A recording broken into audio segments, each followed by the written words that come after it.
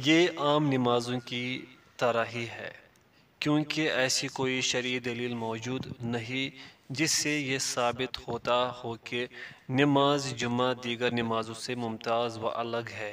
اس لیے انعقاد جمعہ کے لیے خود ساختہ شرائط یعنی مخصوص عدد، مخصوص جگہ یا مخصوص امام کی تعین کرنا یقیناً ایک غیر شرعی عمل ہے اور دین میں بدعت و خرافات کے اضافے کا موجب ہے۔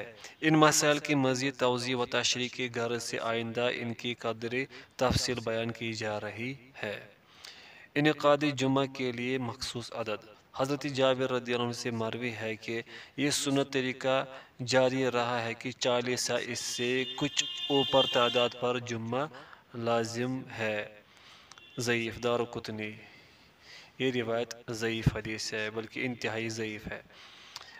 اگرچہ اس مسئلے میں کوئی حدیث بھی صحیح نہیں ہے، لیکن بہرحال علماء کا اختلاف اس میں بھی موجود ہے۔ شافعی رحمہ اللہ فرماتے ہیں نماز جمعہ کے لیے 40 آدمیوں کی موجودگی ضروری ہے۔ امام احمد رحمہ اللہ سے بھی ایک روایت یہی ہے اور حضرت عمر بن عبدالعزیز رحمہ اللہ بھی یہی موقف رکھتے ہیں۔ ابو حنیفہ رحمہ اللہ فرماتے ہیں امام کے علاوہ مزید 2 آدمیوں کا ہونا ضروری ہے۔ مالکیہ کہتے ہیں اقامت جمعہ کے لیے معتبر عدد 12 ہے۔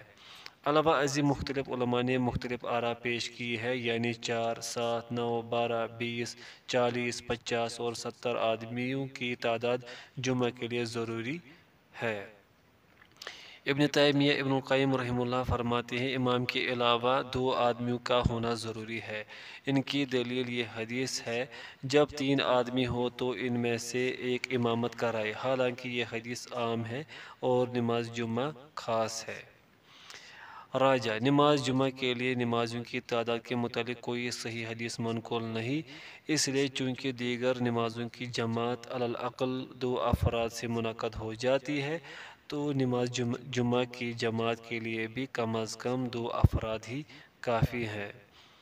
شوکانی رحمہ اللہ اسی کے قائل ہے۔ امیر سنانی رحمہ اللہ نے اسی کو ترجیح دیتے ہیں۔ ابن حزم رحمہ اللہ فرماتے ہیں 2 یا اس سے زائد افراد کے ساتھ جمعہ منعقد ہو جاتا ہے۔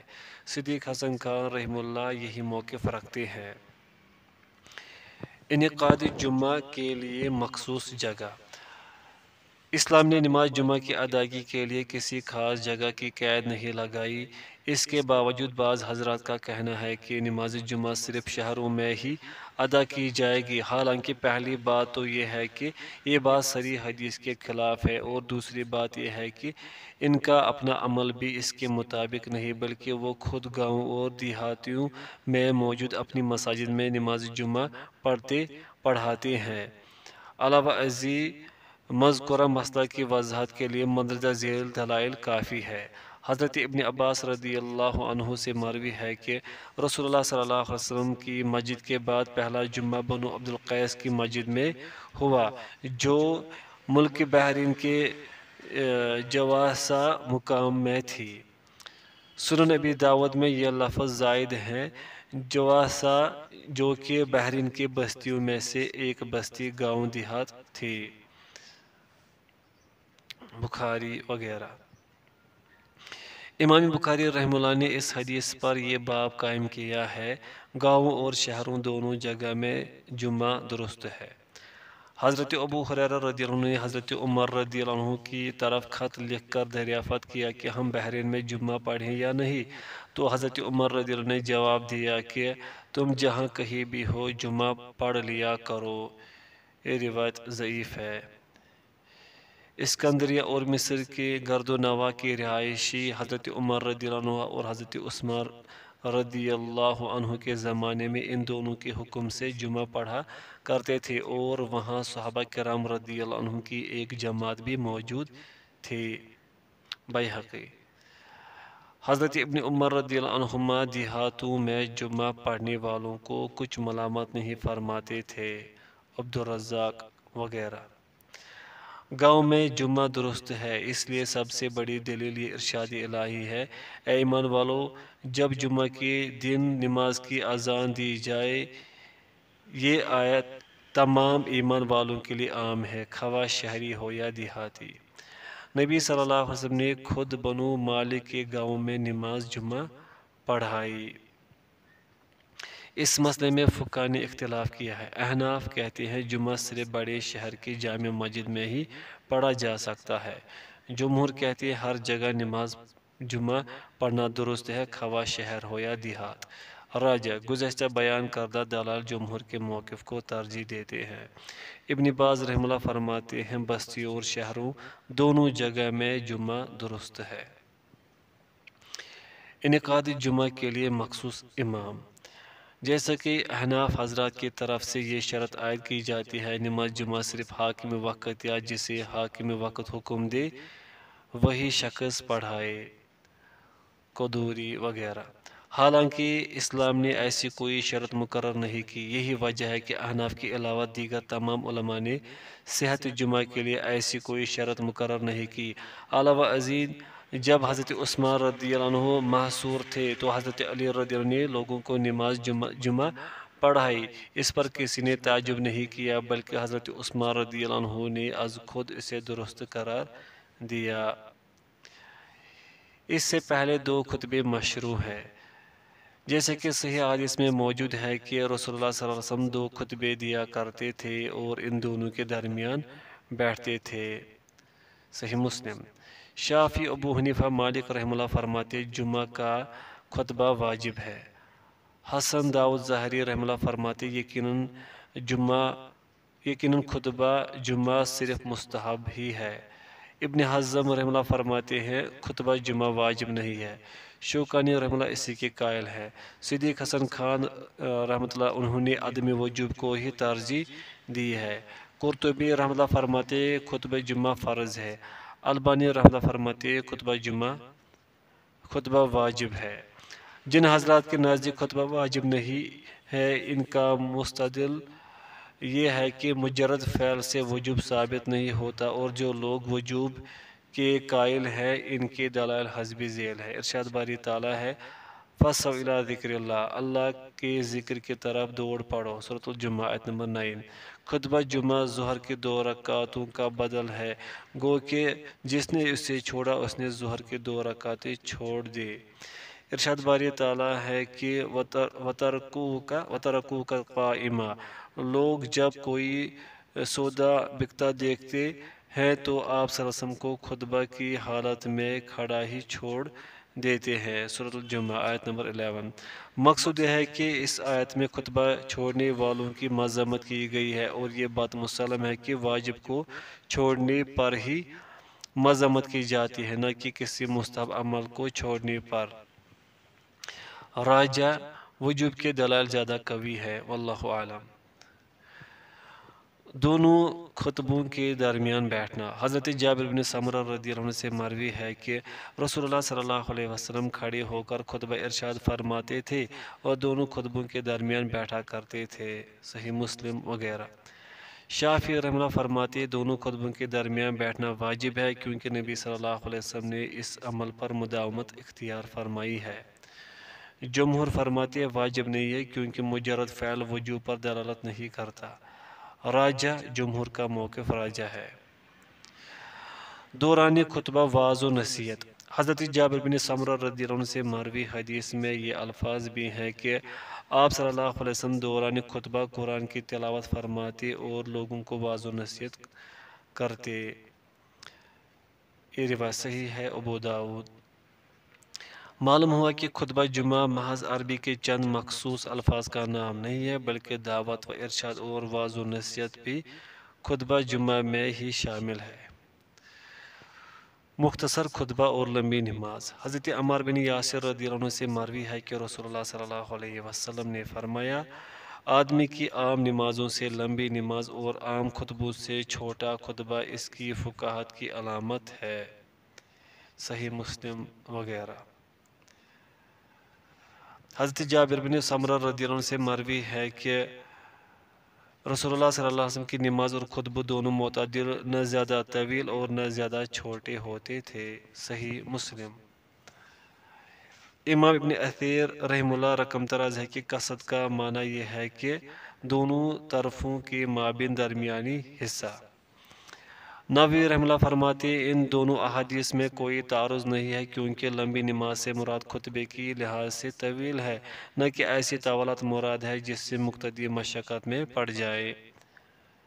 ان احادیث سے معلوم ہوا کہ عقل مند و دانا خطیب وہی ہے جو جامع کلمات استعمال کرتے ہوئے مختصر خطبہ دے، کیونکہ مختصر بات ہی یاد رکھنے اور ذہن نشین کرنے کے لیے آسان ہوتی ہے۔ اسی لیے نبی صلی اللہ علیہ وسلم بھی طویل خطبے سے احتراز کیا کرتے تھے، جیسا کہ حضرت جابر بن سمرہ رضی اللہ عنہ سے مروی ہے کہ رسول اللہ صلی اللہ علیہ وسلم بہت طویل وعظ و نصیحت نہیں فرماتے تھے، بلکہ چند مختصر کلمات پر ہی اکتفا فرماتے تھے۔ یہ روایت حسن ہے، ابو داود۔ ان کے علاوہ کم از کم کتنا خطبہ جمعہ کے لیے کافی ہے، ان میں علماء نے اختلاف کیا ہے، جسے فقہ کی ضخیم و طویل کتب میں دیکھا جا سکتا ہے۔ کھڑے ہو کر خطبہ دینا۔ ارشاد باری تعالیٰ ہے کہ وَتَرَكُوكَ قَائِمًا، لوگ جب تجارت یا کوئی لہو و لعب کا کام دیکھتے ہیں تو آپ صلی اللہ علیہ وسلم کو کھڑے خطبہ دیتے ہوئے ہی چھوڑ جاتے ہیں۔ سورۃ الجمعہ۔ حضرت جابر رضی اللہ عنہ سے مروی ہے کہ نبی صلی اللہ علیہ وسلم کھڑے ہو کر جمعہ کا خطبہ ارشاد فرماتے تھے۔ ایک مرتبہ دوران خطبہ شام سے ایک تجارتی قافلہ آ گیا، لوگوں کو پتہ چلا تو خطبہ چھوڑ کر اسی کی طرف چلے گئے، حتیٰ کہ صرف 12 آدمی مسجد میں باقی رہ گئے۔ ایک روایت میں ہے کہ حضرت جابر رضی اللہ عنہ کہتے ہیں میں بھی ان میں تھا تو اس وقت ہی آیت وَتَرَكُوكَ قَائِمًا نازل ہوئی، بخاری و مسلم۔ حضرت ابن عمر رضی اللہ عنہما سے مروی ہے کہ نبی صلی اللہ علیہ وسلم خطبہ جمعہ کھڑے ہو کر ارشاد فرماتے تھے، پھر بیٹھ جاتے، پھر کھڑے ہو جاتے، جیسا کہ آج لوگ کرتے ہیں، بخاری و مسلم۔ حضرت جابر بن سمرہ رضی اللہ عنہ سے مروی ہے کہ نبی صلی اللہ علیہ وسلم کھڑے ہو کر خطبہ ارشاد فرماتے تھے، اور جس نے کہا کہ آپ صلی اللہ علیہ وسلم بیٹھ کر خطبہ دیتے تھے اس نے جھوٹ بولا۔ یہ روایت احمد کی ہے، مسلم وغیرہ۔ ایک روایت میں ہے کہ جب حضرت معاویہ رضی اللہ عنہ کے پیٹ کی چربی اور گوشت زیادہ ہو گیا تب انہوں نے بیٹھ کر خطبہ دیا، ابن ابی شیبہ۔ یہ عذر کی وضاحت ہے، اور کسی عذر کی وجہ سے خطبہ میں بیٹھنا بالاتفاق درست ہے۔ ان تمام دلائل سے معلوم ہوا کہ جمعہ کے دونوں خطبے کھڑے ہو کر دینا مسنون ہے، اور جو شخص بغیر کسی شرعی عذر کے ان میں سے کوئی بھی خطبہ بیٹھ کر دینا مسنون سمجھے تو وہ بدعتی ہوگا۔ کھڑے ہو کر خطبہ دینے کے حکم میں فقہا نے اختلاف کیا ہے۔ جمہور کہتے ہیں واجب ہے، ابو حنیفہ رحمہ اللہ فرماتے ہیں کھڑے ہو کر خطبہ دینا سنت ہے، واجب نہیں۔ شوکانی رحمہ اللہ فرماتے مجرد فعل وجوب پر دلالت نہیں کرتا، اس لیے کھڑا ہونا واجب تو نہیں، البتہ آپ صلی اللہ علیہ وسلم کا اسوہ سنت اور عمل متواتر ضرور ہے۔ قرطبی رحمہ اللہ فرماتے ہیں یہ آیت وَتَرَكُوكَ قَائِمًا دوران خطبہ خطیب کے ممبر پر کھڑے ہونے کے مسئلے میں شرط ہے۔ راجہ جمہور کا موقف قوی معلوم ہوتا ہے، واللہ عالم۔ دوران واز نبی صلی اللہ علیہ وسلم کی کیفیت۔ حضرت جابر رضی اللہ عنہ سے مروی ہے کہ رسول اللہ صلی اللہ علیہ وسلم جب خطبہ ارشاد فرماتے تو آپ صلی اللہ علیہ وسلم کی آنکھیں سرخ ہو جاتی، آپ صلی اللہ علیہ وسلم کی آواز بلند ہو جاتی، اور آپ صلی اللہ علیہ وسلم کا غصہ سخت ہو جاتا، گویا کہ کسی لشکر کو ڈانٹ رہے ہیں کہ دشمن کا لشکر صبح کو پہنچا یا شام کو پہنچا، صحیح مسلم۔ دوران خطبہ آپ صلی اللہ علیہ وسلم اپنی انگشت شہادت سے اشارہ فرماتے تھے۔ یہ روایت صحیح ہے، ابو داود۔ شوکانی رحمہ اللہ ان احادیث کا ظاہری مفہوم یہی ہے کہ خطبہ جمعہ میں انگلی کے ساتھ اشارہ کرنا جائز ہے۔ خطبہ مسنون۔ ان الحمد لله نحمده ونستعينه ونستغفره ونعوذ بالله من شرور انفسنا وسيئات اعمالنا، من يهده الله فلا مضل له ومن يضلل فلا هادي له، واشهد ان لا اله الا الله وحده لا شريك له، واشهد ان محمدا عبده ورسوله۔ يا أيها الذين آمنوا اتقوا الله حق تقاته ولا تموتن إلا وأنتم مسلمون. سورة آل عمران آیت نمبر 102. يا أيها الناس اتقوا ربكم الذي خلقكم من نفس واحدة وخلق منها زوجها وبث منهما رجالا كثيرا ونساء واتقوا الله الذي تساءلون به والأرحام إن الله كان عليكم رقيبا. سورة النساء آية نمبر 1. يا أيها الذين آمنوا اتقوا الله وقولوا قولا سديدا يصلح لكم أعمالكم ويغفر لكم ذنوبكم ومن يطع الله ورسوله فقد فاز فوزا عظيما. سورة الأحزاب. أما بعد فإن خير الحديث كتاب الله وخير الهدي هدي محمد وشر الأمور محدثاتها وكل محدثة بدعة وكل بدعة ضلالة وكل ضلالة في النار. جمعہ کا وقت ظہر کا وقت ہی ہے.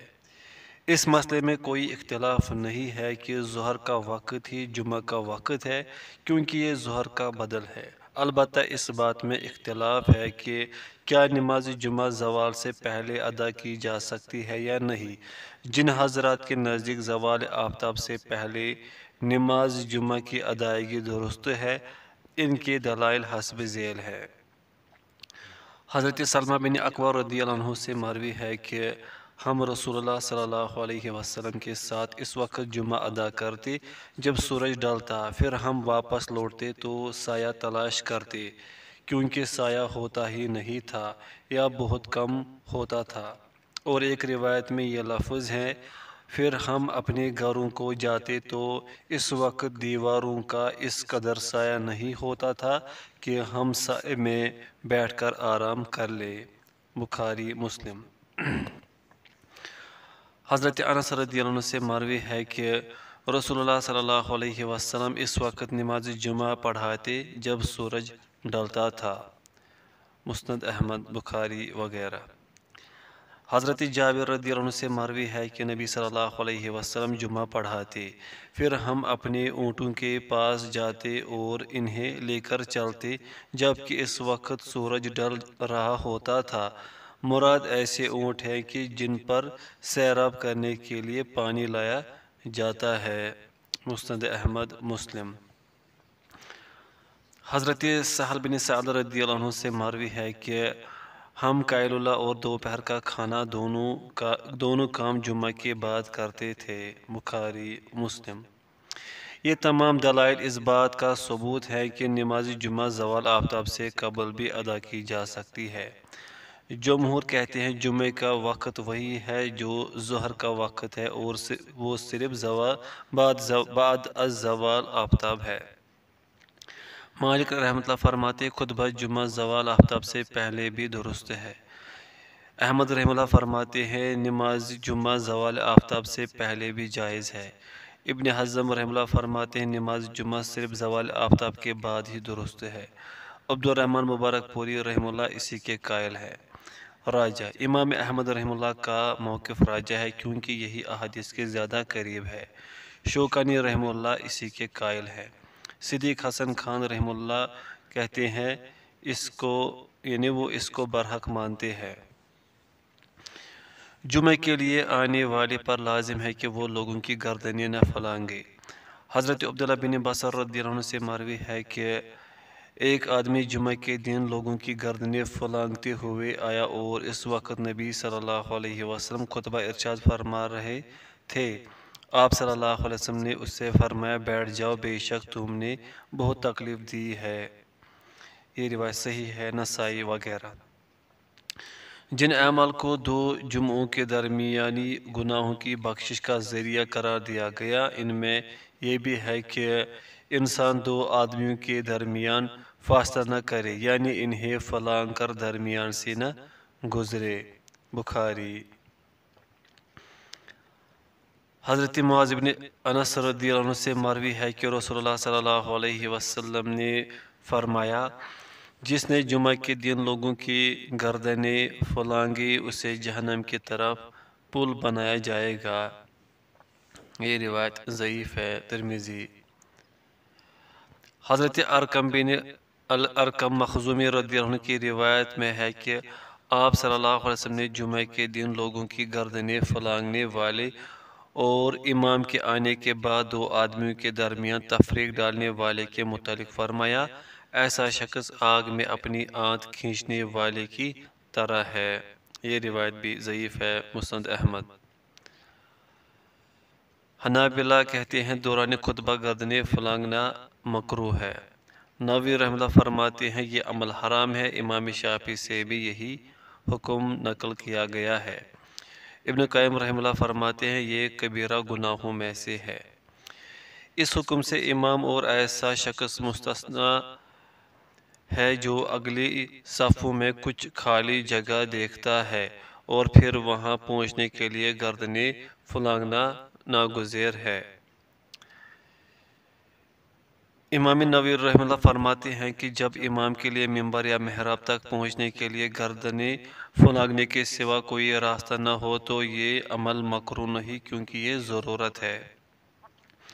علاوہ ازیں ایک حدیث سے بوقت ضرورت نماز جمعہ کے علاوہ گردنیں پھلانگنے کا جواز بھی ثابت ہوتا ہے اور وہ مندرجہ ذیل ہیں۔ حضرت عقبہ بن حارث رضی اللہ عنہ سے مروی ہے کہ میں نے مدینہ میں رسول اللہ صلی اللہ علیہ وسلم کے پیچھے نماز عصر ادا کی، پھر آپ صلی اللہ علیہ وسلم جلدی سے کھڑے ہوئے اور لوگوں کی گردنیں پھلانگتے ہوئے اپنی کسی بیوی کے حجرے میں چلے گئے۔ واپس آ کر آپ صلی اللہ علیہ وسلم نے کہا کہ ہمارے پاس سونے کی ایک ڈلی تقسیم کرنے سے بچ گئی تھی، مجھے اس میں دل لگا رہنا برا معلوم ہوا، لہذا میں نے اسے تقسیم کرنے کا حکم دے دیا۔ بخاری۔ نمازی دونوں خطبوں کے درمیان خاموش رہے۔ حضرت ابو ہریرہ رضی اللہ عنہ سے مروی ہے کہ نبی صلی اللہ علیہ وسلم نے فرمایا، جمعہ کے دن دوران خطبہ جب تم اپنے کسی ساتھی سے کہو کہ خاموش ہو جاؤ تو یاد رکھو بے شک تم نے لغو حرکت کی ہے۔ بخاری مسلم۔ جن افعال کی وجہ سے ایک جمعہ سے دوسرے جمعہ تک اور مزید 3 دن کے گناہوں کی بخشش کا ذکر حدیث میں ہے، ان میں یہ بھی ہے پھر انسان اس وقت تک خاموش رہے جب تک کہ امام اپنے خطبے سے فارغ نہ ہو جائے۔ صحیح مسلم۔ حضرت ابن عباس رضی اللہ عنہ سے مروی ہے کہ رسول اللہ صلی اللہ علیہ وسلم نے فرمایا، جس شخص نے جمعہ کے دن اس وقت کلام کیا کہ جب امام خطبہ دے رہا ہو تو وہ ایسے گدھے کی طرح ہے جس نے کتابیں اٹھا رکھی ہیں، اور جو شخص کسی کو کہتا ہے کہ خاموش ہو جاؤ اس کا جمعہ نہیں ہوا۔ یہ روایت ضعیف ہے۔ الضعیفہ۔ حضرت علی رضی اللہ عنہ سے مروی ہے کہ جو شخص امام کے قریب ہو کر بیٹھا اور اس نے لغو حرکت کی، خطبہ توجہ سے نہ سنا اور خاموش نہ رہا تو اس پر گناہوں کے بوجھ کا ایک حصہ ہوگا، اور جس نے کسی کو کہا ٹھہر جاؤ اس نے لغو حرکت کی، اور جس نے کوئی لغو حرکت کی اس کا کوئی جمعہ نہیں۔ یہ روایت بھی ضعیف ہے۔ ابو داؤد۔ ایک روایت میں یہ لفظ ہے، اتنی لغو حرکت ہی کافی ہے کہ جب امام ممبر پر چڑھے تو تم اپنے ساتھی سے اتنا کہہ دو کہ تم خاموش ہو جاؤ۔ طبرانی۔ امام حیثمی فرماتے کہ اس کے رجال صحیح کے رجال ہے۔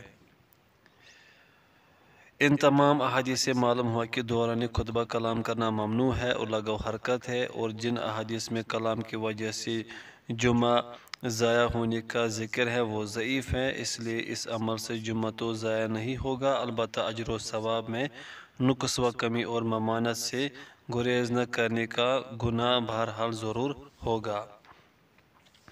جمہور کہتے دوران خطبہ خاموش رہنا واجب ہے اور ہر قسم کا کلام حرام ہے۔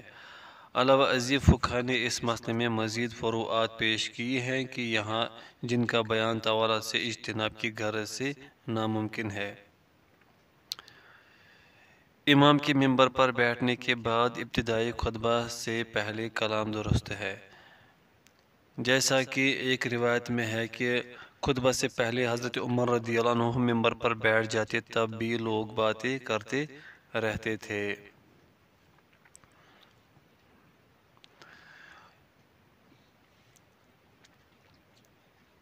البتہ خطیب کے لیے جائز ہے کہ دوران خطبہ کسی سائل کے سوال کا جواب دے، اور جس نے کوئی ضروری کام چھوڑ دیا ہو اسے کرنے کا حکم دے، جیسا کہ صحیح روایت سے یہ عمل ثابت ہے۔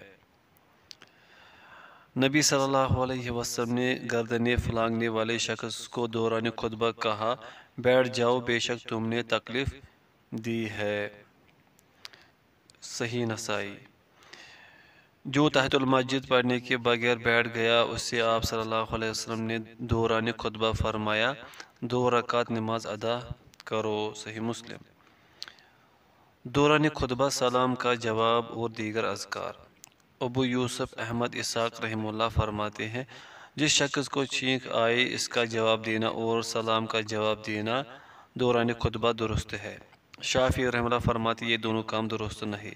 البانی رحمہ اللہ فرماتے زیادہ مناسب یہی معلوم ہوتا ہے کہ دوران خطبہ سلام کا جواب دینا اور جسے چھینک آئے اس کے لیے یرحمک اللہ کہنا ناجائز و ممنوع ہے۔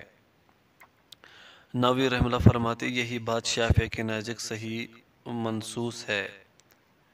ابن حزم رحمہ اللہ فرماتے دوران خطبہ خاموشی فرض ہے، لیکن صرف سلام کہنا، سلام کا جواب دینا، اگر چھینک آئے تو الحمدللہ کہنا، اگر کوئی الحمدللہ کہے تو اس کے جواب میں یرحمک اللہ کہنا، پھر اس کے جواب میں یہدیکم اللہ و یصلح بالکم کہنا۔ اگر امام درود کا کہے تو نبی صلی اللہ علیہ وسلم پر درود پڑھنا، اس کی دعا پر آمین کہنا، بوقت ضرورت امام سے مخاطب ہونا، اور کسی بھی کام میں اگر امام کسی سے کلام شروع کرے تو اسے جواب دینا درست ہے۔